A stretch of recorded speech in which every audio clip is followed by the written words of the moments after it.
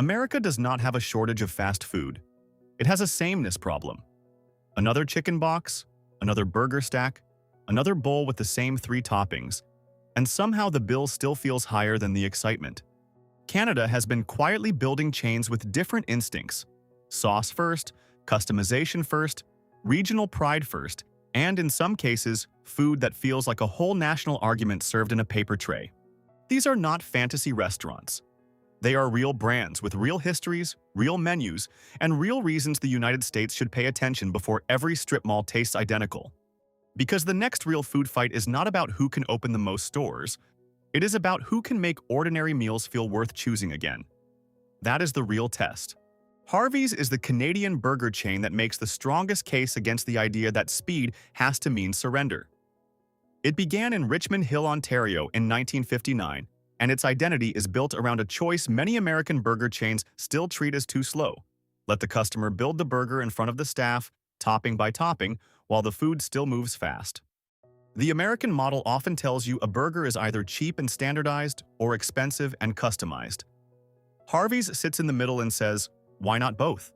The controversy is that United States burger chains do not fail because Americans lack options. They fail because too many options taste engineered by the same committee. Harvey's has flame-grilled burgers, poutine, onion rings, hot dogs, and a Canadian habit of making fast food feel more personal than it needs to be. If a Canadian chain with hundreds of locations can make visible toppings and real choice feel normal, maybe the United States burger market is not overcrowded. Maybe it is underimagined. Mary Brown's Chicken is the chain that should make American fried chicken executives nervous. Not because it is louder, but because it is stubborn in a way customers can taste. The story starts in St. John's, Newfoundland and Labrador in 1969, and the brand has spent more than 55 years building its reputation around chicken and taters rather than trying to become everything at once. That focus matters. In the United States, chicken chains often compete with hotter sauces, bigger sandwiches, limited dips, and endless new boxes. Mary Brown's feels different because the core promise is not chaos. It is chicken, potatoes, and a product that feels less like a stunt. Its official franchise story calls it the largest Canadian quick-service chicken restaurant, which is a serious claim in a category Americans think they already own. Canada did not invent fried chicken, but Mary Brown's built a national chicken identity from the edge of the Atlantic, far from the usual fast food power centers. The United States does not need another chicken chain that shouts. It needs one that can stand up without pretending every menu item is an emergency. A&W Canada is where the story gets almost unfair, because many Americans hear the name and think they already know it. They do not. The Canadian version opened its first Canadian drive-in on Portage Avenue in Winnipeg in 1956, then became independent from the American operation in the early 1970s. That split is the key. A&W Canada evolved into its own creature, more modern, more national, and far more visible across Canada than many Americans realize. The United States has the name, but Canada has the version that feels like it kept growing, while the American side became a nostalgia brand in many markets. The controversial part is simple. Americans may have the older root beer memory, but Canadians arguably have the better fast food system. The Canadian menu leans into burgers, breakfast, onion rings, root beer, and a cleaner brand image that feels less stuck in the past. The United States does not need to import the trademark. It needs the attitude. A fast food chain can be old without feeling tired. Pizza. Pizza is the kind of chain that sounds like a joke until you realize the joke has become a national machine. Founded in Toronto and now stretched across Canada with more than 750 restaurants, it has one of the most blunt names in fast food. That may be the secret. American pizza chains spend fortunes trying to sound authentic, artisanal, edgy, local, premium, or family style. Pizza says the thing twice and keeps moving. But the reason it belongs in the United States is not the name alone. It is the system. Slices, pies, wings, dipping sauces, late-night usefulness, and a brand built for people who want food now without pretending they are having a culinary awakening. A lot of American pizza has split into two extremes. Either it is cheap delivery that feels smaller every year, or expensive pizza that makes a simple dinner feel like a decision. Pizza lives in the useful middle. In a market where app markups and service charges have made casual pizza feel complicated, convenience without apology could hit hard. New York fries is the most delicious identity crisis on this list, because the name says New York, but the chain is Canadian. It was born in Brantford, Ontario, in the 1980s, and it built a fast food idea around fries as the main event, not the sad sidekick hiding beside a burger. That difference matters more than it sounds. In the United States, fries are everywhere and somehow still under-respected. They are used to complete a combo, absorb salt, and fill the box. New York Fries treats them as the reason you showed up. The brand is known for fresh cut, skin-on fries, hot dogs, and poutine, and the menu makes a direct argument. Potatoes can carry a restaurant if you stop treating them like background noise. That is exactly why it would work in American malls, campuses, airports, stadiums, and busy downtown corners. The controversy is that American fast food has trained people to accept limp fries as normal if the burger is famous enough. New York Fries flips that. It says the fry can be the star, and if the fry is not good, the whole meal is exposed. That is a dangerous standard. It is also the kind of standard the United States needs. Smoke's Poutinerie is the chain that would force Americans to stop treating poutine like a novelty plate for food festivals. Founded in Toronto in 2008, it helped turn poutine into a focused, quick-service concept, not just a side dish or a late-night dare. Its menu has offered many versions built around fries, cheese curds, gravy, meats, and bold toppings, which is exactly the messy, customizable comfort food format American diners usually love. So why has poutine not exploded everywhere in the United States? One reason is simple. Most places do it halfway. They use the wrong cheese, weak gravy, tired fries, or they treat it like loaded fries with a Canadian costume. Smokes understands that poutine is not just fries with stuff on top. It is texture, heat, salt, squeak, sauce, and timing. America already embraces heavier foods when they arrive with the right branding. Poutine could too, if handled seriously. Smokes would not need to convince Americans to like indulgence. It would only need to prove Canada has been doing this indulgence with more discipline than they thought. Edo Japan is the answer to a problem every American food court knows too well: the so-called healthy option that tastes like punishment. Founded in Calgary in 1979, Edo Japan grew around teppan-style meals: teriyaki, rice, noodles, vegetables, sushi, bento boxes, and the promise of hot food cooked quickly without feeling like another beige combo. It has more than 200 locations in Canada, and its first United States location opened in Chandler, Arizona, showing that the brand is no longer just a Canadian secret. The reason it deserves a much larger American footprint is obvious. The United States has plenty of Asian-inspired fast casual food, but many chains drift toward heavy sweetness, giant portions, and sauce overload. Edo Japan feels more practical. It gives the lunch crowd a bowl that is fast, warm, customizable, and easier to justify than a burger without requiring anyone to pretend they are on a cleanse. The controversy is that American fast food keeps acting like better lunch choices must come from expensive salad bars or techie bowl brands. Edo Japan proves a middle lane exists. You can have steam, grill, rice, vegetables, protein, and speed without turning lunch into a lifestyle performance. Mr. Sub is the Canadian sub-chain that deserves another look because the sandwich category in the United States has become strangely predictable. The brand started in Toronto's Yorkville area in 1968, when submarine sandwiches still felt fresh enough to build a whole identity around. It later became a national Canadian name, and its own story leans hard into being Canadian-owned and Canadian-loved. That matters because subs are not just bread and meat, they are trust. Customers want to believe the bread is fresh enough, the toppings are not tired, and the person making it is not racing so hard that the sandwich collapses into a wet triangle. Mr. Sub survived in a market crowded by giant American names by being familiar, local, and stubbornly itself. The United States does not need another sandwich chain trying to look like a startup. It needs a sub shop that can remind people why the format worked before every menu became a maze of upsells. Swiss Chalet is technically closer to casual dining than pure fast food, but leaving it out would miss one of Canada's strongest restaurant ideas: rotisserie comfort that moves through dine-in, takeout, and delivery without losing its identity. The first location opened in Toronto in 1954, And the brand built its reputation on rotisserie chicken, fries, ribs, and the famous dipping sauce that many Canadians treat less like a condiment and more like a memory. That sauce is the hook. American chicken chains fight over crispiness, heat levels, and sandwich height. Swiss Chalet fights with warmth, routine, and a plate that feels like a weeknight solution instead of a stunt. The United States has rotisserie chicken in supermarkets and chicken dinners in casual restaurants, but there is a gap between grocery convenience and sit-down heaviness. Swiss Chalet fits that gap. Rotisserie is the obvious compromise, but few national chains own it emotionally. Swiss Chalet already does in Canada. St. Hubert is the Quebec-born rotisserie chain that proves regional loyalty can be more powerful than national advertising.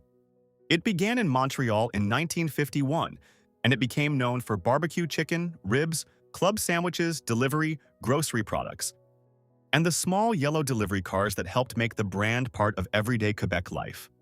This is not just food. It is a system of memory. That is exactly why the United States should study it. American chains often chase one national personality, then wonder why customers in different regions do not feel attached. St. Hubert shows the opposite path. Build something with a strong regional soul, let the menu and service rituals become familiar, then expand carefully without sanding off the identity. The controversial part is that many American fast food brands are too afraid of being local. They want every store to feel identical from coast to coast, but identical can become invisible. St. Hubert feels specific. It tells you where it came from.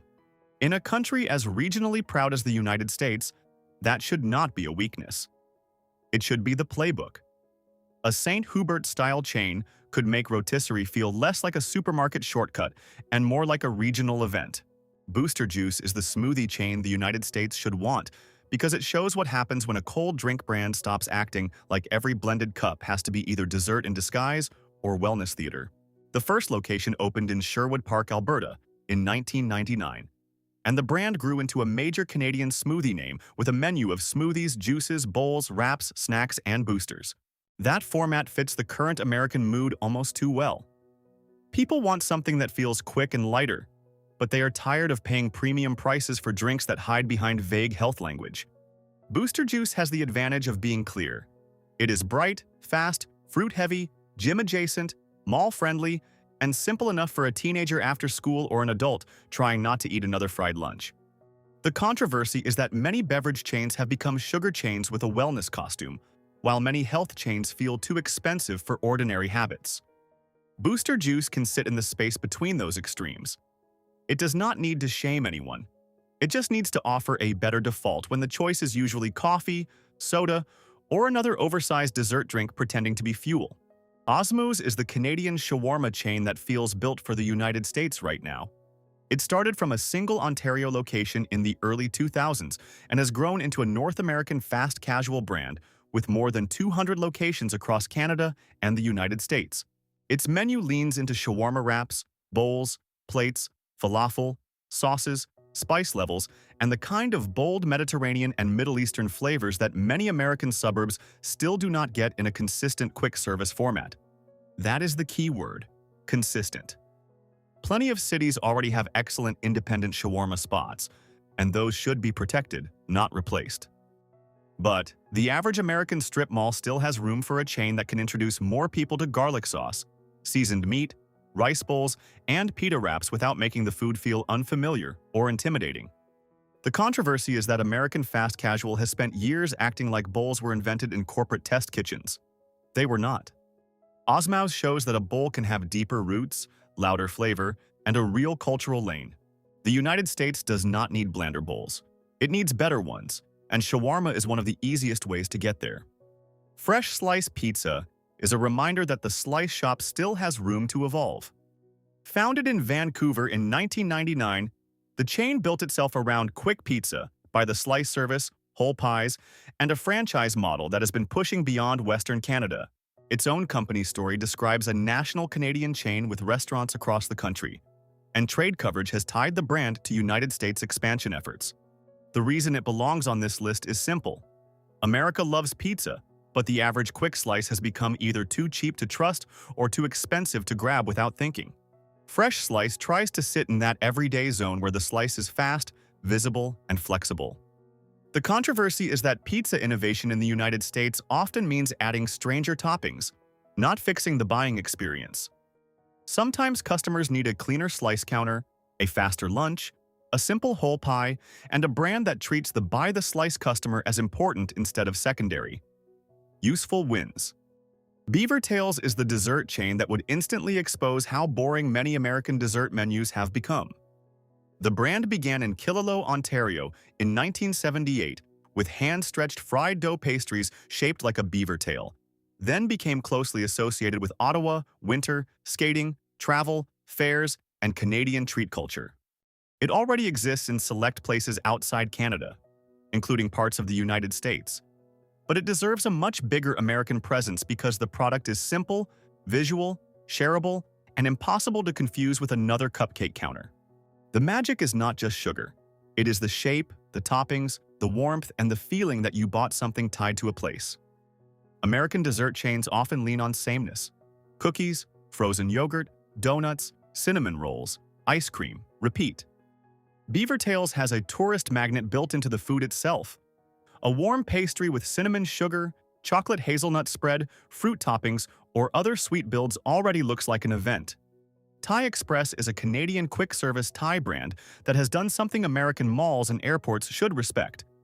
It made wok-style Thai-inspired meals feel fast without making them feel like a frozen aisle shortcut.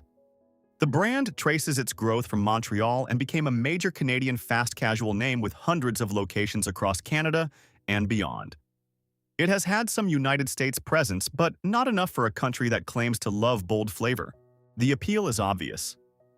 A customer can get noodles, curry, rice, stir-fry, soup, and protein choices in a format that is faster than a sit-down restaurant, but more exciting than another sandwich.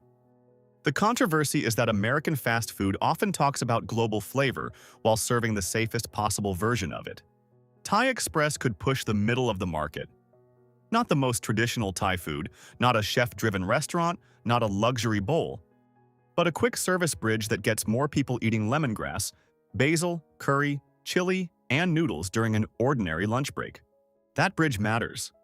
Once people learn to expect bigger flavor from everyday food, bland chains have a harder time hiding behind convenience.